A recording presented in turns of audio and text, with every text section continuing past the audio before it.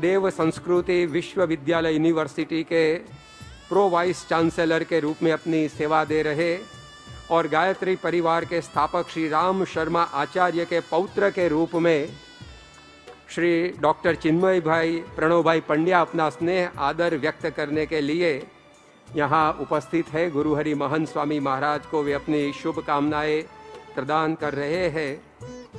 Royal college of psychiatrist की membership भी उन्होंने प्राप्त की है। ऐसे डॉक्टर चिन्मय भाई प्रणव भाई पंड्या गुरु हरि महंत स्वामी महाराज को अपना स्नेह एवं आदर प्रदर्शित करते हुए उपहार प्रदान कर रहे हैं। उनका भी हम पुष्पमाला से आज महोत्सव के मंच पर स्वागत करेंगे।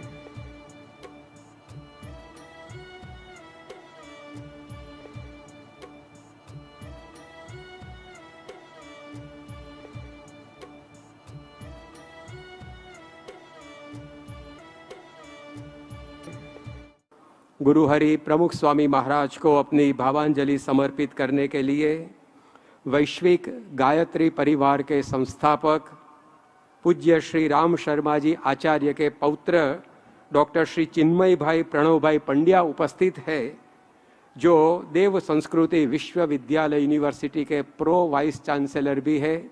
उनसे हम निवेदन करते हैं कि वे अपनी प्रासंगिक भावांजलि प्रस्तुत करें। पूज्य डॉक्टर श्री चिन्मय भाई प्रणव भाई पंड्या। बहुत धन्यवाद स्वामी जी। मित्रों, परम पूज्य गुरुदेव परम वंदनीय माता जी की दिव्य उपस्थिति को साक्षी मानते हुए माँ गायत्री के पावन मंत्र के साथ मैं अपनी बात को आरंभ करना चाहता हूँ। माँ गायत्री का ये वैदिक मंत्र जो हम लोग कहने जा रहे हैं, इसका एक बड़ा लंबा गहरा घनिष्ठ और आध्यात्मिक संबंध इस पूज्य अक्षरधाम परिवार के साथ है, जिसके अलौकिक सानिध्य में उपस्थित हो पाने का सौभाग्य आज हमको मिला है। तैत्तरीय उपनिषद को यदि हम पढ़ें तो उसमें ऋषि कहते हैं, अष्ट चक्रा नवद्वारा देवानाम पूरा अयोध्या तस्याम हिरण्यमय कोशो स्वर्गो लोके ज्योतिषावृत। कहने का क्या अर्थ है?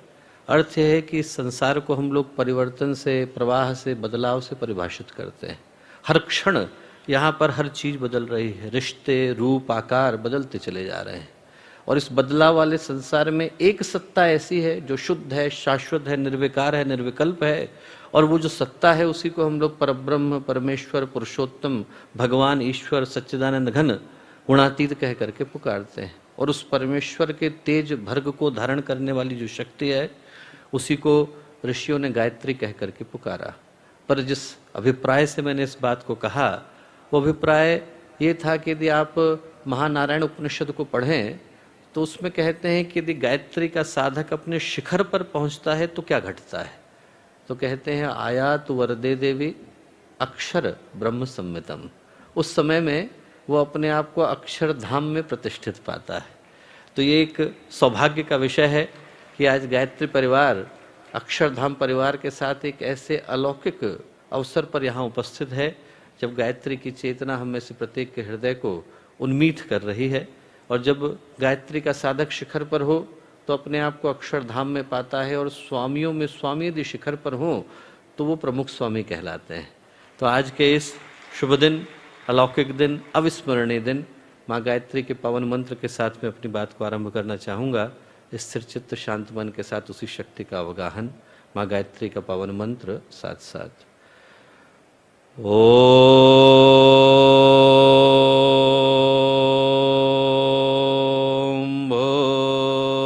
भूर्भुवः स्वः तत्सवितुर्वरेण्यं भर्गो देवस्य धीमहि धियो यो नः प्रचोदयात्।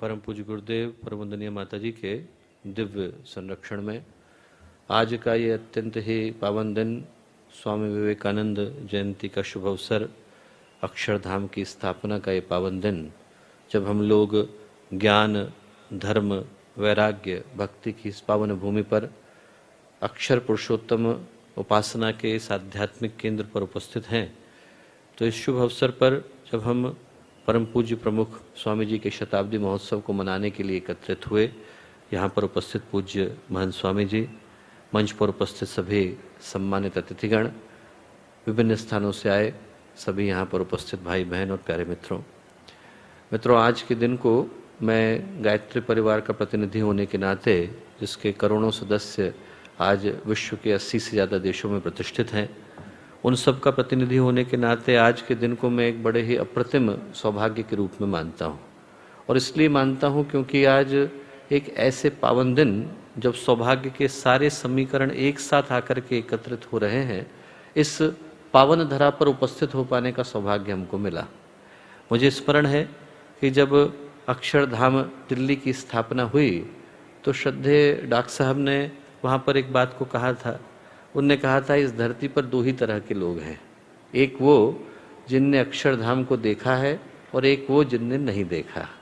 और मैं अपने आप को सौभाग्यशाली मानता हूँ कि अब तक मेरी गिनती द्वितीय श्रेणी के लोगों में थी, पर आज का दिन उस सौभाग्य को लेकर के आया है कि मैं प्रथम श्रेणी के लोगों में अपने आप को गिन पा रहा हूँ और अक्षरधाम में अपने आप को पा रहा हूँ। ये दिन निश्चित रूप से बड़े ही अद्भुत सौभाग्य को लेकर के आया, क्योंकि भारत की भूमि से एक बढ़कर योगियों ने, तपस्वियों ने, संतों ने, सिद्धों ने, साधकों ने जन्म लिया। और वो जो एक अभिनव श्रृंखला है, उस श्रृंखला में पूज्य प्रमुख स्वामी जी को हम लोग हिमालय के शिखर की तरह बहुत दूर से ही देख करके अपने आप को गौरवान्वित महसूस करते हैं। एक ऐसा व्यक्तित्व जिनकी धरती पर उपस्थिति मात्र से ही 1200 से ज़्यादा मंदिरों के शिखर गगन को चूमने लगे। एक ऐसा व्यक्तित्व जिनसे प्रेरणा पाकर एक नहीं बल्कि लाखों लोगों ने अपने जीवन को बदला, अपने जीवन को कृतार्थ और गौरवान्वित महसूस किया। आज उनकी इस पावन भूमि पर आकर मैं ही नहीं बल्कि गायत्री परिवार के जितने भी सदस्य आज यहाँ पर उपस्थित हैं, वो सभी अपने आप को गौरवान्वित और सौभाग्यशाली अनुभव करते हैं। आज का दिन अनेकों सौभाग्यों के समीकरणों को एक साथ लेकर के आया। स्वामी विवेकानंद की जयंती का ये पावन दिन है।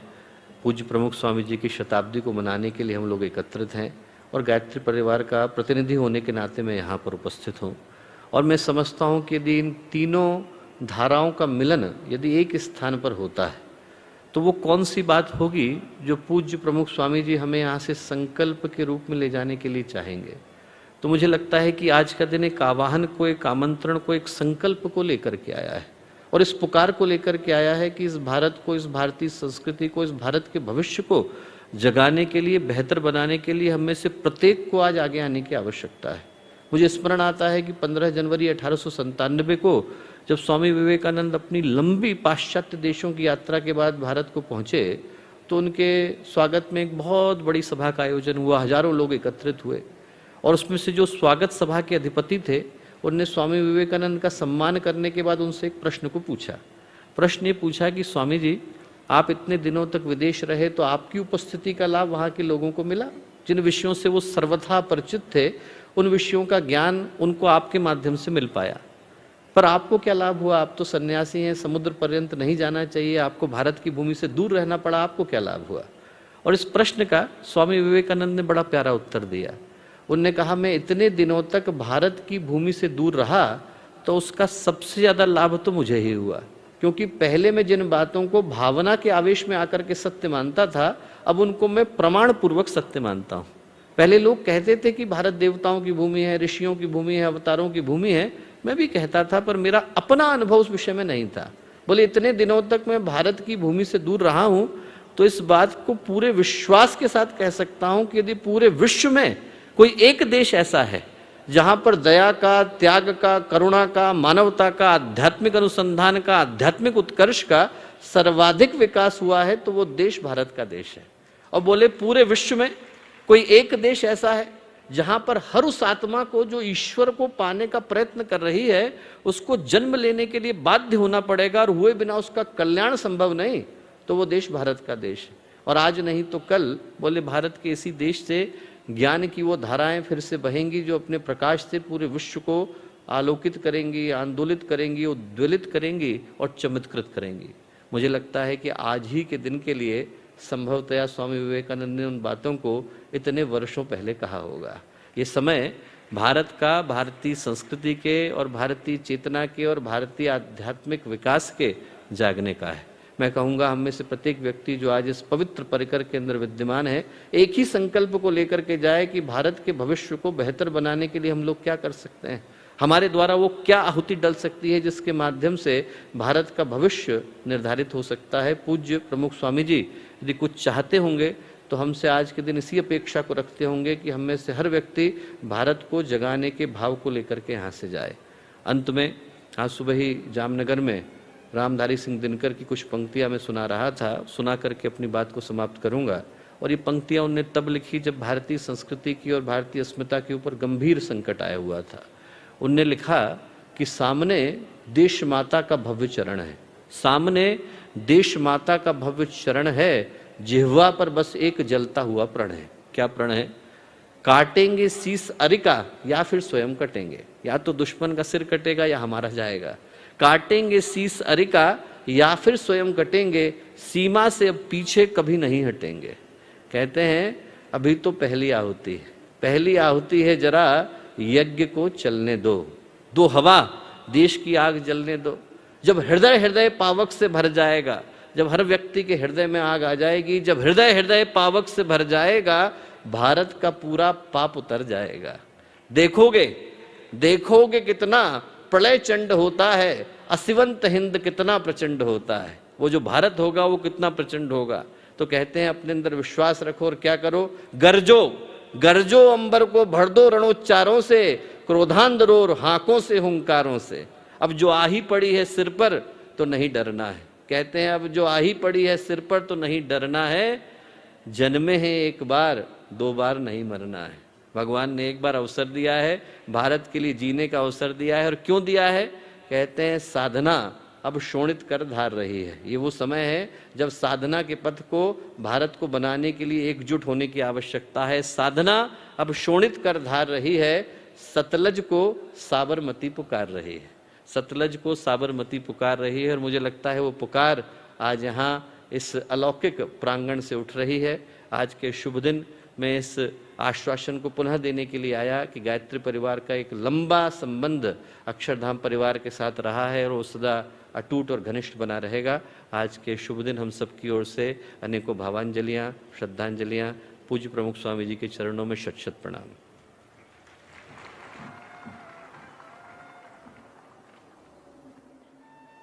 वैश्विक गायत्री परिवार के डॉक्टर श्री चिन्मय भाई पंड्या ने गुरु हरि प्रमुख स्वामी महाराज के चरणों में अपनी भावांजलि समर्पित की। हम उनके अत्यंत आभारी हैं। हमारे YouTube चैनल शांति कुंज वीडियो गायत्री परिवार को सब्सक्राइब करें एवं बेल आइकन जरूर दबाएं ताकि गायत्री परिवार की विभिन्न गतिविधियों की जानकारी आपको मिलती रहे।